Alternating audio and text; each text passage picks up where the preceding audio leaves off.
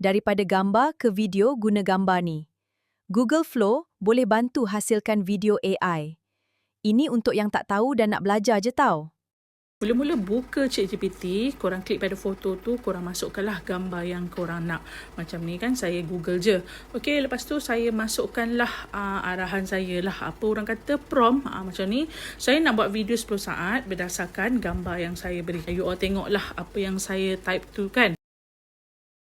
Lepas tu kita tunggu, kalau dia bagi option, you all pergi pilihlah yang mana-mana sesuai. So dekat sini, saya minta pula dia buatkan prompt supaya saya boleh guna prompt yang dia cadangkan oleh chat ni untuk terus guna dekat Google Flow. Then dah siap arahan ni, you tekanlah button arrow hitam tu. Tunggu sekejap. Dah ada ni, you all bacalah. Kalau korang rasa okay, korang terus copy je kat bawah tu. Lepas tu pergi Google Flow.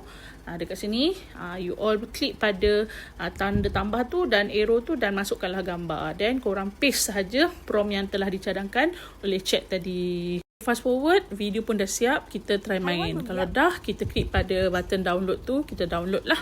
Jom kita tengok hasilnya. Haiwan membiak melalui dua cara. Ada yang bertelur seperti ikan, katak dan ayam. Ada juga yang melahirkan anak seperti kucing, arnab dan gajah. Ingat, haiwan membiak sama ada bertelur atau melahirkan anak. Dapat sesuatu? Follow for more.